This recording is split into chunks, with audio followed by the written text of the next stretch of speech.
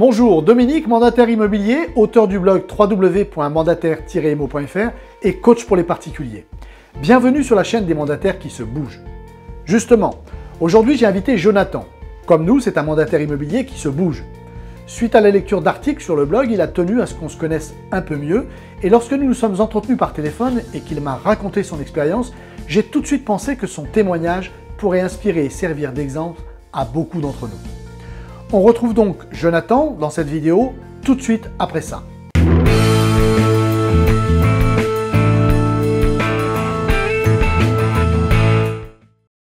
Bonjour Jonathan. Bonjour Dominique, comment vas-tu? Eh bien très bien, je te remercie d'avoir répondu présent à cette interview. Avec plaisir. Est-ce que tu peux te présenter rapidement pour ceux qui nous regardent? Bien sûr, oui, je m'appelle Jonathan Gourde, j'ai 29 ans. Je suis agent co au sein d'un réseau, j'habite à Montant, ville limitrophe à la Gironde, et voilà, je fais de l'immobilier. Oui, c'est pour ça qu'on est là, ça tombe bien. Alors Jonathan, lorsque tu m'as appelé, j'ai été un peu bluffé par ta vision et surtout l'approche que tu as de ce métier, qui est semble-t-il nouveau pour toi. Rappelle-nous depuis combien de temps tu es mandataire? Alors je suis mandataire depuis à 100% juin. Et sinon, je me suis inscrit en mars. Voilà, j'ai fait 2 mois en double activité et vraiment à 100% à partir du 1er juin 2015 en fait. D'accord. Et avant, tu faisais quoi? Alors, avant, je faisais quoi? J'ai commencé par faire des études de commerce à l'époque. Après, j'ai complètement arrêté le commerce parce que c'était à la mode, tout le monde voulait le faire et ça, je n'avais pas vraiment débouché. Donc, rien à voir, j'ai fait 6 ans de sécurité. Après, 3 ans manutentionnaire, toujours rien à voir. Hein. Et après j'ai un ami qui est agent commercial aussi auprès d'une agence qui m'a dit pourquoi pas revenir dans le commerce, l'immobilier. Il m'a parlé d'immobilier, j'y connaissais absolument rien. Et puis honnêtement, ça ne m'attirait pas. Puis j'ai quand même réfléchi, regardé sur des forums, un petit peu comment ça se passait. Et finalement, ça m'a intéressé, donc j'ai prospecté les réseaux et puis effectivement en mars je me suis inscrit. Ouais. Tu t'es lancé. Alors au niveau de tes résultats, est-ce que tu es satisfait? Eh bien oui, je suis agréablement surpris de mes résultats, je ne m'y attendais pas. J'ai 8 compromis en cours, du chiffre, donc c'est vrai que je suis agréablement surpris. Je ne me croyais pas capable de faire tout ça quand je me suis lancé. Donc oui, grande surprise, agréable surprise même. Ah oui, je veux bien te croire, parce que 8 compromis en moins d'1 an pour une première année d'activité, c'est absolument génial. À quoi tu attribues cette réussite? Eh bien, après je l'attribue plein de choses, je pense. Mais pour moi, la première chose, c'est se bouger, quoi. C'est le travail. Le secret, le mot-clé, c'est le travail. Gilles Thomier l'a très bien expliqué dans son livre Le petit fil rouge de la vente. Faut se lever avant la concurrence et se coucher après, tout simplement. Travail. Voilà. Ça, c'est la règle 1. Et puis après, c'est un métier qui va demander un certain nombre de qualités humaines, hein, bien sûr. L'empathie, l'écoute active, qui est très fatigante d'ailleurs. Capacité de se mettre à la place de l'autre. Donc voilà, tout un tas de choses qu'il faut mettre en place en fait. D'accord. Et qu'est-ce que tu apprécies plus particulièrement dans ce métier qui, je le rappelle, est tout nouveau pour toi en fait? Alors la première chose pour moi, c'est la liberté en fait. La liberté d'organiser mon agenda comme je le veux. Ça, c'est vrai que c'est un grand plus hein, parce qu'il n'y a pas de hiérarchie au-dessus de moi. Hein. Quand on fait partie d'un réseau, il n'y a aucun lien de hiérarchie, donc je suis totalement indépendant. Donc c'est clair que pas de patron, donc ça c'est vraiment pour moi très important. Ensuite, encore une fois, on est dans un milieu un peu spécial, même si c'est l'immobilier, c'est du commerce, donc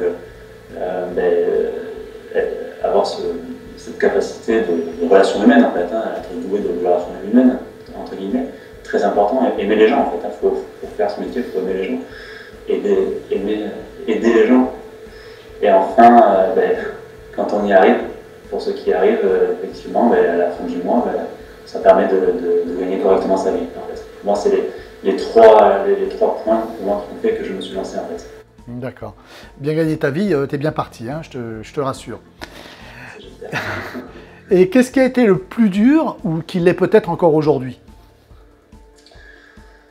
Eh bien, le plus dur pour moi, c'est pour quelqu'un qui est à la base un petit peu anxieux, ça va être l'indépendance qui fait peur en fait. C'est vrai que ben, si on ne vend pas, on a zéro, on ne va pas se le cacher.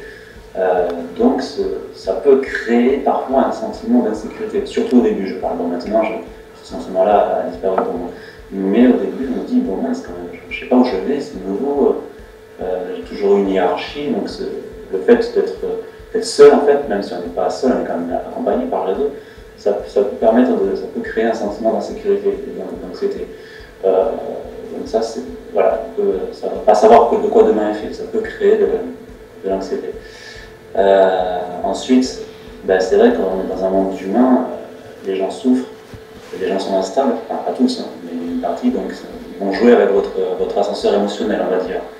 C'est-à-dire qu'un acquéreur, il vous dit oui aujourd'hui, vous signez une offre, on prend rendez-vous chez le notaire, on fait tout ce qu'il y a à faire, on fait notre travail à 100%, et le lendemain, il va nous dire non. Voilà. Ça arrive, ça m'est arrivé la semaine dernière.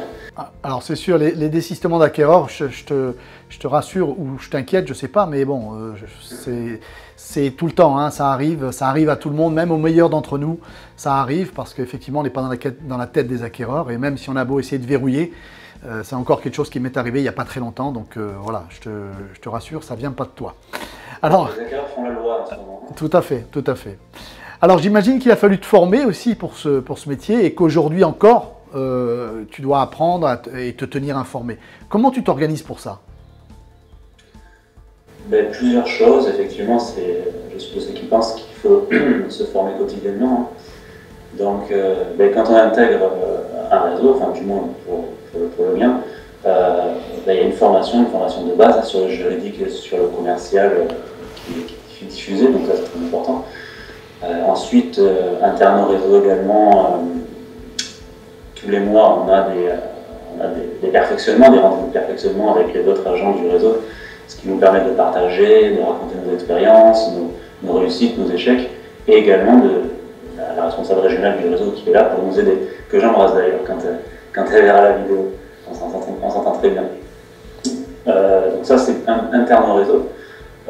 Ensuite, mais pour moi ça ne suffit pas en fait, je vais quotidiennement si vous voulez, le matin, m'auto-former, me prévoir une petite demi-heure à peu près pour mon auto-formation. Alors ça peut être sur du commercial, du juridique, du fiscal, ça peut être même ton blog par exemple, c'est vrai que ton blog m'a énormément aidé. Merci. C'est vrai que des phrases clés qui font mouche auprès des vendeurs, et c'est vrai que quand on passe du temps à s'auto-former, on ne vit pas sur ses acquis, si vous voulez. On progresse quotidiennement, je progresse, et c'est vrai que c'est un des éléments clés qui fait que peut-être aujourd'hui j'ai réussi là. Et as-tu des contacts réguliers avec d'autres mandataires de ta région? Alors forcément qu'ils soient de ton réseau ou pas hein, d'ailleurs. Hein. Très bonne question, oui. Oui, je pense que ça fait partie du secret de ce métier, c'est-à-dire qu'il va falloir travailler en synergie. Je travaille en synergie avec les autres membres de mon réseau. D'ailleurs, en Haute Gironde, on est trois agents à travailler main dans la main. On fait sur en ligne de la semaine dernière d'ailleurs des affaires ensemble, hein, c'est-à-dire que sur le terrain concrètement, si j'ai un acquéreur et que lui, entre guillemets, a le produit, ben, on va partager en fait tout simplement et vice versa. Comme la responsable de la formation du réseau l'avait très bien dit au début, ben, je préfère gagner 50% de quelque chose plutôt que 100% de zéro, tout simplement. Je pense que le secret est là aussi. C'est sûr. La synergie réseau est très importante. Ouais. D'accord, très bien. Bah, écoute, je voulais juste apporter une petite précision par rapport à ton réseau, justement, puisque m'excuser un petit peu auprès d'eux, parce que tu ne cites pas le nom du réseau, mais c'est à ma demande, parce qu'effectivement, sur Mandataire IMO, pour éviter toute récupération, on ne cite pas de nom de réseau. Hein, c'est vraiment un blog inter-réseau, on va dire. Alors, justement, les trois grandes qualités qu'il faut avoir, en dehors de celles que tu as déjà exposées, hein, pour développer, pour exercer le métier de mandataire. Alors, trois grandes qualités. Ouais, il y en a beaucoup, ouais, c'est clair. Je dirais, règle numéro un pour moi, ça va paraître bizarre, surtout dans un milieu où il y a beaucoup d'argent en jeu, mais c'est l'honnêteté. Euh, un vendeur, ou un acquéreur d'ailleurs, si on n'est pas honnête, ils vont tout de suite le savoir. En fait, parce qu'il y a beaucoup de concurrents qui ne le sont pas. En fait. Ils se sont déjà fait avoir avant qu'on arrive. Donc si on ne l'est pas, ils vont le savoir et puis ils ne vont pas donner suite. Donc par contre, si on l'est, ils vont tout de suite le repérer et on va déjà se démarquer par rapport à la concurrence. Donc effectivement, l'honnêteté, pour moi, c'est très important. Ensuite, quelque chose de très important aussi, ça va être l'empathie.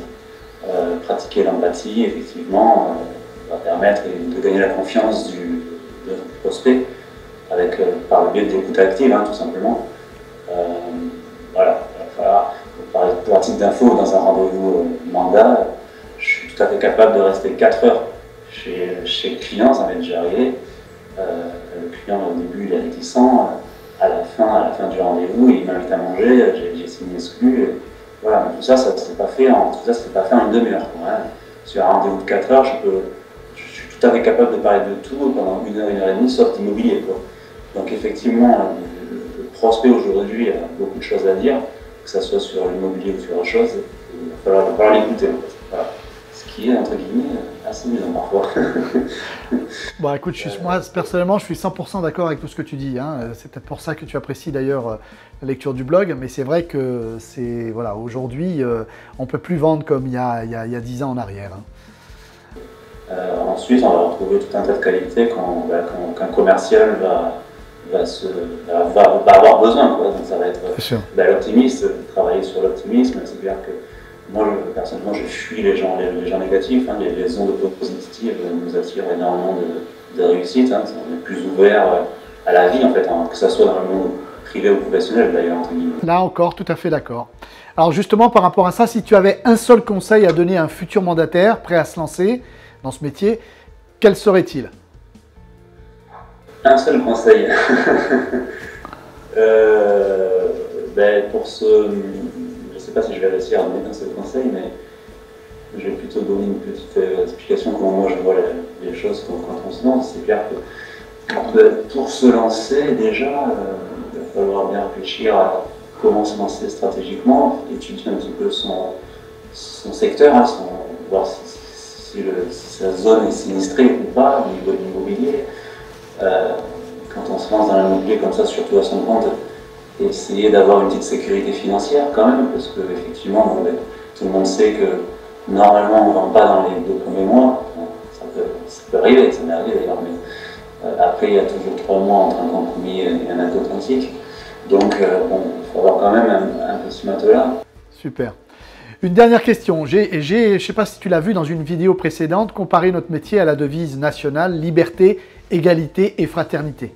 D'abord, est-ce que tu es d'accord avec ça et est-ce que tu aurais un adjectif à rajouter? Oui, bien sûr. Ouais. Et pour moi, je en ai déjà parlé, mais l'adjectif, ça va être honnêteté. Honnêteté. Pour moi, c'est le plus important. Ça peut paraître bizarre dans ce milieu parce que je sais que malheureusement, les agents immobiliers n'ont pas de bonne figure, mais c'est aussi pour ça que ça m'intéresse de persévérer dans ce sens, pour essayer de rétablir un petit peu, faire respecter notre travail en fait. Hein. Tous les scandales qu'il y a eu, on va pas se mentir, l'agent immobilier aujourd'hui a une mauvaise réputation, enfin je l'entends tous les jours malheureusement, et bien, se battre, se lever le matin et se dire on va essayer à notre petite échelle de rétablir la balance auprès de notre contact, effectivement, c'est également de mes objectifs. Voilà. Donc pour moi, le mot-clé, c'est l'honnêteté. Bravo. Très bien. Bah, écoute, merci Jonathan d'avoir accepté mon invitation et d'avoir accepté de témoigner. Et encore bravo, car 8 compromis en 6 mois, pour quelqu'un qui débute, on peut réellement parler de réussite. Je suis sûr que ton expérience va en inspirer plus d'un. En tout cas, tu reviens quand tu veux. Les colonnes du blog te sont également grandes ouvertes. Nous te souhaitons de faire de nombreuses ventes. Je ne manquerai pas. Merci beaucoup. Et je fais juste du coup, parce qu'elles vont regarder la vidéo, à la responsable formation du réseau avec lequel j'appartiens, également à la responsable régionale qui m'aide, hein, qui m'apporte. elles se foutent un peu de moi de temps en temps parce que j'appelle beaucoup, mais c'est vrai que ça, le fait de les appeler, en fait, ça fait partie de, si vous voulez, ça me donne de l'oxygène, en fait, parce que des fois, même si on réussit, c'est dur. Et elles sont toujours là pour me motiver, en fait, pour m'envoyer des ondes positives. Et voilà, ça leur donne une réponse pourquoi je les appelle souvent. Écoute, tu vas tout droit sur ma conclusion, hein, parce que je crois qu'il est nécessaire de rappeler que dans ce métier, il ne faut jamais s'isoler, et puis qu'il faut savoir puiser sa force auprès de ceux qui réussissent. Exactement. Voilà, et comme le dit, je ne sais pas si tu connais un célèbre coach américain, Anthony Robbins, la réussite laisse des empreintes. Alors moi, personnellement, je rajouterais simplement, à vous de les suivre. Merci encore, merci Jonathan. Avec plaisir. À très bientôt. Voilà, c'est terminé pour aujourd'hui. Comme d'habitude, si vous avez aimé cette vidéo, cliquez sur j'aime et partagez-la. Je vous dis à très vite pour la prochaine. En attendant, je vous souhaite à tous de réaliser de très nombreuses ventes.